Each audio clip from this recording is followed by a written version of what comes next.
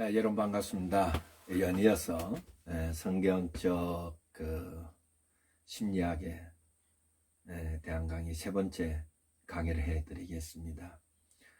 성경적 심리학의 첫 번째 강의에서는 성경신학과 기독교 상담학의 어떤 관련성 또 서로 협력해야 된다, 이 강의를 해드렸고요.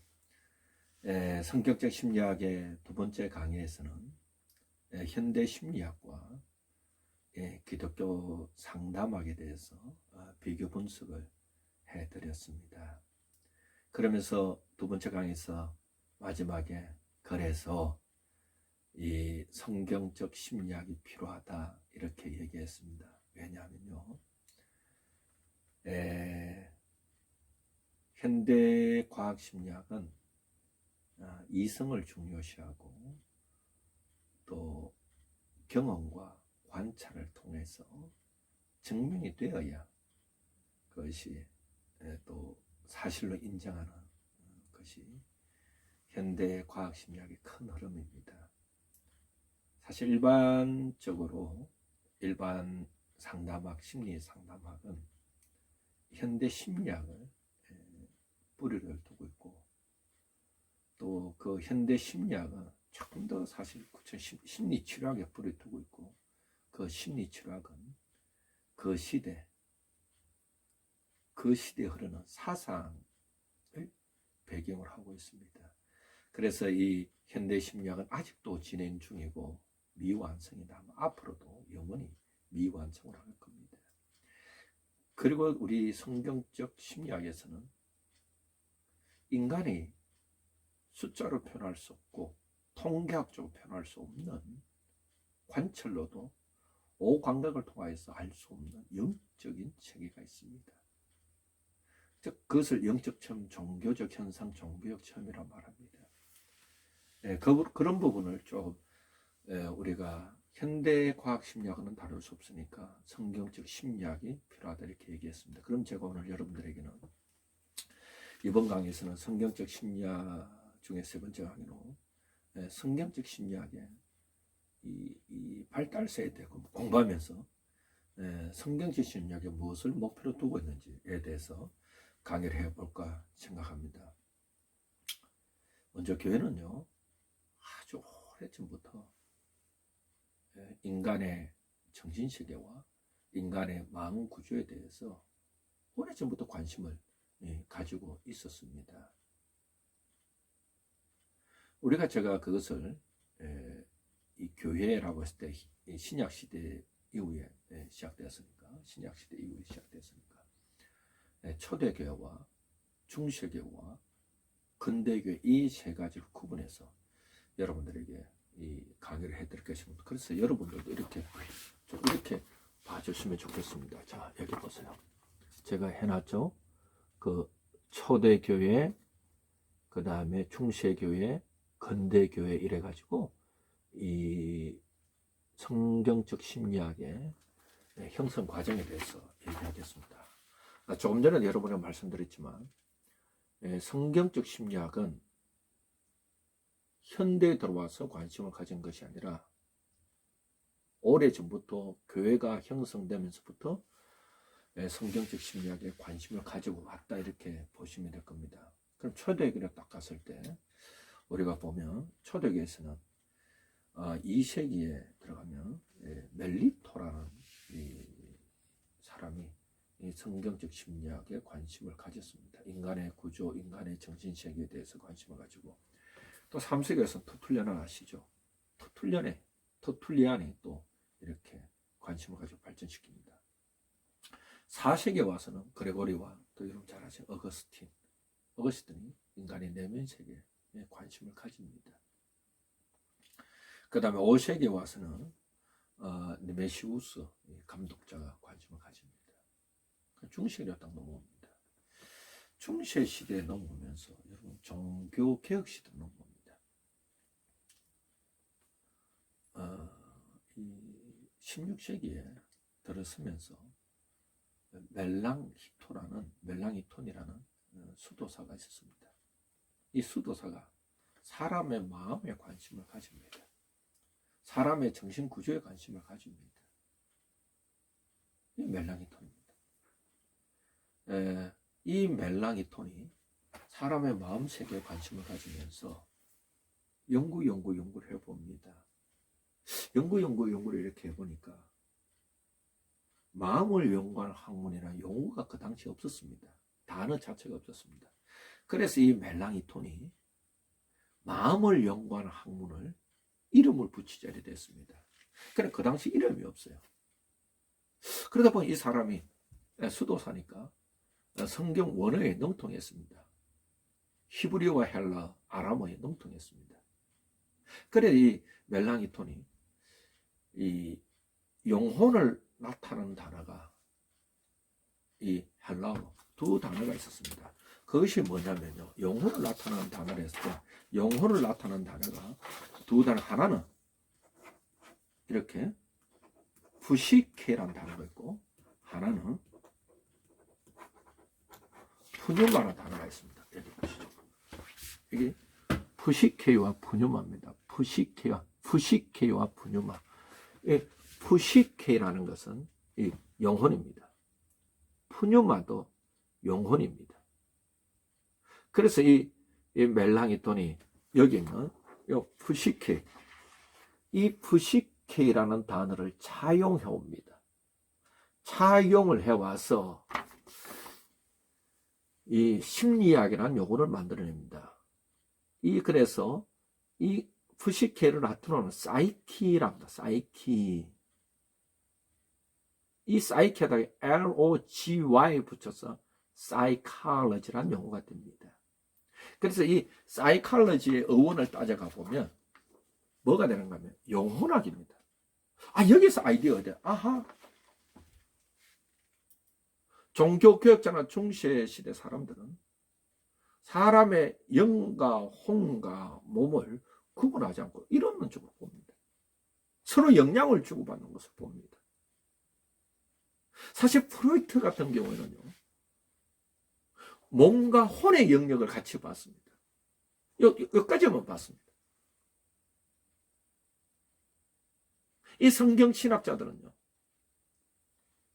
이 마음의 문제는 영적인 문제와 같이 봤습니다. 그래서 이 푸시케 사이콜로지 용어랍니다. 그리고 이거 푸뉴마, 푸뉴마는 LOGY 붙이면 푸뉴마 타올로지면 영혼학이죠. 그래서 이 터툴리안이 아니고 멜라니톤이 이 16세기 때 종교개혁자 마틴 루터보다 한 11살 정도 어립니다. 사실 마틴 루터가 종교개혁을 95개 조문으로 시작했다면 이것을 학문적으로 체계화시키고 종교개혁을 학문적으로 체계화시킨 사람은 멜라니톤입니다. 멜라니톤은 신동입니다. 신동 중에 신동입니다. 조선의 3대 신동이 있잖아요. 율곡 이이와 김시석과 홍길동전을 쓴 흑연입니다. 그 다음 신동입니다. 이 멜라니톤이 있습니다. 그러면서 또 현대에 딱 들어옵니다. 근대에 딱 들어오면서 성경적 심리학을 학문적으로 체계한 사람 두 사람이 있습니다. 첫 번째 사람 누군가 하면요, 19세기에 델리치라는 사람입니다. 이 델리치라는 사람은 1855년에 그의 책인 성경적 심리학의 체계에 대해서, 성경적 심리학의 체계라, 인간의 영혼이 어떻게 육체의 현상과 관련되었는지를 이렇게 글에서, 얼마나 대단해. 인간의 영혼이 어떻게 육체와 관련됐는지. 여기 보세요. 프로이트 같은 경우에는 인간의 마음이 육체와 관련이 있다, 이렇게 봤습니다. 마음의 병의 원인은 육체는 욕구를 추구하는데 이 욕구가 억압되었을 때 마음의 병이 생긴다, 이런 것이 프로이트의 이 정신분석. 그래서 현대 심리치료, 사이코세라피의 이론의 아버지는 프로이트입니다. 이런 관계로 가다가, 욕구로 가다가, 또 현대 정신분석의 대상관계는 애착관계는 욕구보다는 또 1차적인 관계, 양육자가 자녀에게 어떤 관계를 맺어주냐에 따라서 이미지가 형성되는데 이렇게 갑니다. 결국에 이래 보면 이 육체와 정신, 육체와 감정, 육체와 마음, 육체와 지적인 것, 지정의 그 육체와 지정을 혼적인 부분이 연결시킨 현대 심리학들입니다.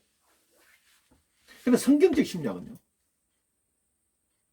이 델리치가 1855년에 성경적 심리학의 체계에서 우리의 인간의 영혼과 육체의 어떤 형성 과정의 관련성을 이렇게 연구했다는 건 대단한 겁니다. 그런데 20세기에 딱 들어오면서 델리치의 학문적 기초를 근거로 해서 스캇 플래츠가 있습니다. 이 스캇 플래츠는 이 델리치의 성경적 심리학을 도움을 받아서 학문적으로 체계화시키고 발전시킵니다. 그래서 스캇 플래츠는 그의 책 신약 성경의 심리학에서 이 성경적 심리학과 현대 심리학의 관련성에 대해서 자세히 쓰고 있습니다. 그래서 이 결론적으로 말씀드리면 이 성경적 심리학은 교회의 오랜 역사 동안에 관심을 가지고 있었던 것이다. 교회는 인간의 정신세계나 인간의 마음구조나 인간의 영혼에 대해서 관심을 가지면서 지속적으로 연구해왔다. 그러나 1855년 19세기에 들어오면서 성경적 심리학이 학문적으로 체계화된 것은 델리치와 플래처에 의해서 꽃을 피우기 시작했다. 이렇게 보시면 됩니다. 그래서 성경적 심리학에서 크게 두 번째는 보면요, 이렇습니다. 종교 현상에 대한 성경적 이해입니다. 여러분이 종교 현상이라 앞서서도 제가 여러분에게 강의했지만 종교 현상 하면요, 여러분들이 영적 체험 이렇게 이해하시면 좋겠습니다. 아까 제가 여러분들에게 이 그림을 보여드렸잖아요. 어떤 종자, 네, 종교적 관점. 이 종교 현상의 종교적 체험에 대한 성경적 이해가 먼저 되어야 됩니다. 그래서 플래처는 성경적 심리학에 4가지 목표가 있다 했습니다. 4가지 목표. 첫째는 기술적 목표, 두 번째는 분석적 목표, 세 번째는 진단적 목표, 네 번째는 처방적 목표를 했습니다. 그래서 성경적 심리학의 4가지 목표가, 다시 말할게요, 기술적, 기술이라 서술한다, 이런 뜻입니다. 그 다음에 분석적 목표, 세 번째가 진단적 목표, 처방적 목표, 이렇게 보고 있었습니다. 그러면 기술적 목표는 뭐냐면요, 사람의 본성, 사람의 성격, 그 다음에 인간의 심리, 영혼의 본성, 인간의 능력에 대해서 성경적 이해를 명확히 해야 된다는 것입니다. 여러분들이 보시면 이 두 번째 강의에서도 여러 번 말씀드렸지만 일반 심리학이나 현대 심리학들은 사람의 마음의 문제가 어디서 왔을까라고 했을 때 인간관으로부터 출발한다 했습니다. 그러면 우리가 성경적 심리학을 한다 했을 때 그 목표는 우리 인간의 이해나 우리 인간이 겪고 있는 마음의 문제에 대해서나 우리의 영혼의 본성에 있어서나 성격 형성이나 이런 것에 대해서 이 기독교 상담자가, 성경 이야기 상담자가 선행해야 되는 것은 먼저 성경적 이해가 성경에서는 어떻게 이해하고 있는가가 선행되고 난 이후에 그 다음에 일반 심리학에서 말하는 인간에 대한 이해를 함께 가야 됩니다. 이겁니다. 이 선험적인 겁니다. 두 번째는 분석적 목표라는 거 이겁니다. 자, 내가 이 사람의 마음이나 사람의 어떤 성격 형성이나 마음의 문제가 먼저 성경적으로 이해하고 난 후에 그 다음에 성경에서는 이것을 어떻게 분석하고 있는지를 체크하는 겁니다. 즉, 이 성경적 종교적 현상들에 대해서 작용하는 심리 역동적 요인을 우리가 명확히 해야 됩니다. 성경적 이해가 먼저 하고 인간에 대한 그 다음에 우리가 해야 될 작업이 이 영적 체험이나 종교적 현상이나 또 성경 인물이 경험하고 있는 이런 것들이나 또 내가 내 마음에 겪고 있는 이런 문제들을 심리의 역동적 요인을 우리가 명확히 해야 한다는 것입니다. 그 다음에 세 번째가 진단적 목표입니다. 진단한다.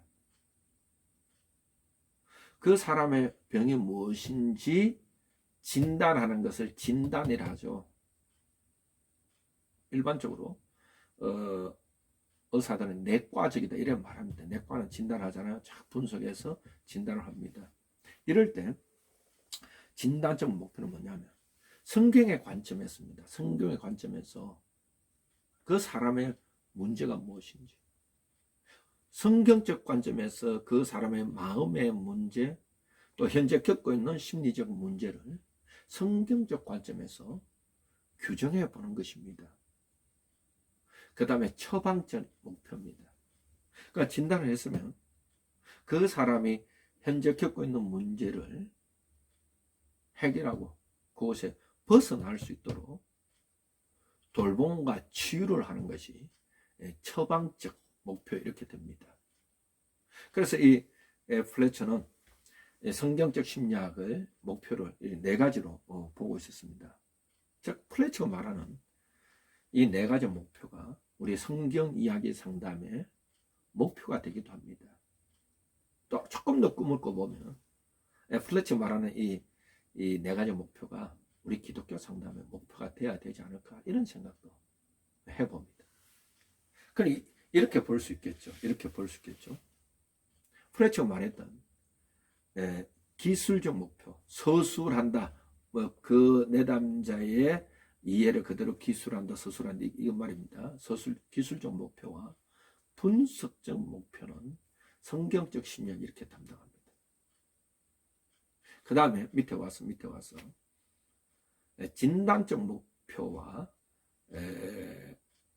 처방적 목표는 성경 이야기 상담하게 분야입니다.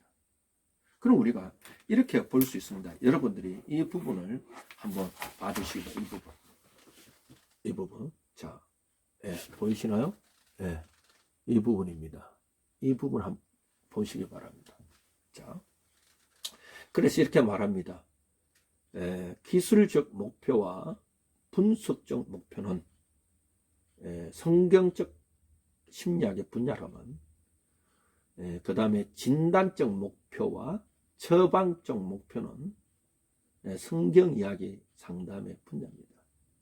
그래서 이렇게 결론적으로 말하면 이 성경 이야기 상담의 이론적 배경 중에 하나는 바로 성경적 심리학이다. 그래서 성경 이야기 상담은 현대 과학 심리학, 현대 심리학을 기초로 두고 있는 것이 아니라 성경 이야기 상담은 성경적 심리학을 기초로 두고 있다. 그렇기 때문에 성경 이야기 상담은 사람의 종교적 현상 또한 영적 체험 분야까지도 우리가 다룬다. 그리고 성경 말씀이 중심이 된다. 하나님 중심적 상담이 성경 이야기 상담이 지향하는 것이다. 이렇게 이해해 주시면 좋겠습니다. 그러면 이제 여러분들에게 마지막으로 영적 체험에 대한 성경적 심리학 연구에 대해서 간단하게 설명해 드릴까 생각합니다. 자, 보편적으로 영적 체험하면 우리가 많은 사람들이 이렇게 특히 우리 한국 사람들은 이렇게 이해하는 경우가 있습니다. 영적 체험에 뭔가 에너자이저식으로 뭔가 초자연적인 경험 이렇게 말합니다. 앞서서 여러분들에게 강의했듯이 성령의 이해, 신약 성경의 성령에 의해서 누가의 성령이에요. 즉 사도행전에 나타나는 성령 이해들이 뭔가 에너자이즈, 이것도 분명히 영적 체험입니다. 또 하나 분야가 있습니다. 영적 체험은 하나님과의 만남이 영적 체험입니다. 하나님과의 만남이 영적 체험인데, 그럼 하나님과의 내가 하나님을 만났다, 내가 영적으로 만났다, 그 증거가 뭐냐? 그 나타나는 현상이 뭐냐? 내가 예수 그리스도를 주로 고백하는 것. 이것이 증거입니다. 자, 그랬을 때 우리가 이 성경적 심리학에서는 이 성경에 나타나는 영적 체험, 종교적 형상에 대해서 세 가지 분야를 연구하고 있습니다. 첫 번째 뭐냐면 종교 체험 분야입니다. 첫 번째 종교 체험. 두 번째가 뭐냐면 종교 관습 분야입니다. 세 번째가 뭐냐면 초자연적인 종교 체험입니다. 다시 말씀드릴게요. 첫 번째가 종교 체험 분야입니다. 두 번째가 종교 관습 분야입니다. 세 번째가 초자연적인 종교 체험입니다. 그러면 첫 번째 넘어와서 종교 체험 분야가 뭐냐? 이 종교 체험 분야를 어떻게 보면 영적 체험이다 이렇게 이해하면 좋겠습니다. 영적 체험이라. 즉 이건 뭐냐면요, 내가 이 종교를 체험하고 보니까 환희가 나타납니다. 열광을 합니다. 내가 예언적 묵시가 있습니다. 환상을 봅니다. 죄를 회개합니다. 죄 용서함을 받습니다. 유혹이 있습니다. 죄의식이 있습니다. 이런 것들이 영적 체험 분야입니다. 그 다음에 종교 관습 분야는요, 교회의 예식을 의미합니다. 의식을 의미합니다. 세례를 행합니다. 세례를 받습니다. 그 다음에 세족식을 합니다. 희생 제사를 드립니다. 속죄 제물을 드립니다. 또한 기독교의 절기를 지킵니다. 이런 것들이 어떤 종교 현상에 대한 이해를 있어야 됩니다. 세 번째는 뭐냐면 초자연적인 종교 체험입니다. 이건 특별히 누가의 성령에 많이 나타납니다. 사도행전에 나타납니다. 기적이 있습니다. 기사가 있습니다. 병자가 고침을 받습니다. 귀신이 내쫓음을 받습니다. 이런 특이한 경험들, 영적 체험들입니다. 또 하나님을 만남으로 말미암아 내 병이 이렇게 나음을 받습니다. 병 고침을 받습니다. 이런 세 가지의 영적 체험에 대해서 성경적 심리학이 연구해서 그 답을 제시하고 있습니다. 쉽게 말하면 기독교인이 하나님을 만남으로 말미암아 회개를 하고 죄 용서 받고 죄의식을 가지고 유혹을 받고, 그럼 그들이 예배에 참여하고 세례를 받고 할례를 받고 부활절 절기도 지키면서 하나님을 만나고, 또 어떤 사람들은 기적을 통하여 하나님을 만나고 기적을 통하여 초자연적 경험을 통하여 내 마음의 병이 낫고 육체의 병이 낫고 문제가 해결되는 이런 경험들을 성경적 심리학을 기초로 할 때 이해가 될 수 있다는 겁니다. 이런 것 통칭해서 영적 체험입니다. 그러니까 일반의 현대 심리학들은 이 영적 체험에 대해서 우리가 해석을 해주지 않고 이해를 할 수 없습니다. 이런 부분들을 조금 이렇게 과로박을 치는 경향이 있습니다. 왜 그런가 하면 성경적 심리학의 첫 번째 강연 말했듯이 현대 기독교 상담학은 성경의 가르침과 성경의 계시의 중점을 두기보다는 오히려 그 대신에 일반 사상, 그 시대 사상과 철학을 배경으로 해서 이루어진 일반 심리치료학과 일반 심리학에 나타나는 인간에 대한 이해를 더 많이 그걸 기초로 해서 학문적으로 더 많이 연구하고 발전돼 가고 있기 때문에 그렇지 않는가 이렇게 생각해 봅니다. 그래서 따라서 이 성경이야기 상담은 성경적 심리학을 기초로 두고 이론이 만들어졌습니다. 그러면 이 성경이야기 상담은 성경에 나타나는 하나님의 이야기를 중심으로 해서 하나님의 말씀을 통해서 일어나는 영적 체험의 기초를 두고 있습니다. 그리고 성경 이야기 상담은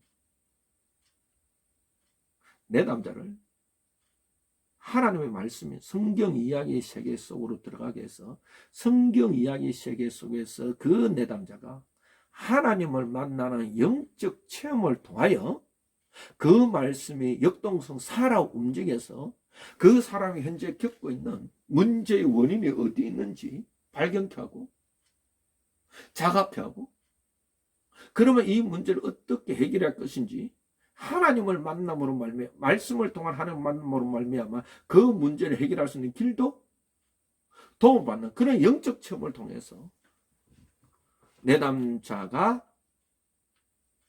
또한 기독교인이 성경 이야기 상담을 통해서 변화되어가는 것을 추구하는 것이 성경 이야기 상담입니다. 그래서요, 사실 우리 성경 이야기 상담 강의를 듣는 여러분들도 기독교 상담학이 또 성경과 심리학 간의 교류를 통해서 연계를 통해서 좀 더 나은 방향으로 발전되어 가야 되지 않을까 이렇게 생각해 봅니다. 오늘 제가 여러분들에게 성경 이야기 상담의 이론의 기초가 되는 성경적 심리학에 대해서 세 가지 꼭지 주제로 강의해 드렸습니다. 첫 번째 강의가 이 기독교 상담학과 성경 신학과의 관련성에 대해서 서로 협력해야 된다 얘기 드렸고, 두 번째 강의가 현대 심리학과 기독교 상담학의 비교 분석을 해드렸습니다. 그리고 기독교 상담학이 앞으로 나아갈 방향에 대해서 얘기 드렸습니다. 현대 심리학과 성경적 심리학에 대해서 제가 비교해서 강의 드렸습니다. 세 번째가 이 성경적 심리학의 형성 과정과 또 성경적 심리학이 추구하는 것이 무엇인지 강의해 드렸습니다. 오늘도 여러분들이 성경 이야기 상담 저희 강의를 시청해 주셔서 고맙습니다. 여러분의 삶에 행복이 가득하기를 기원하면서 저는 여기서 강의를 마치겠습니다.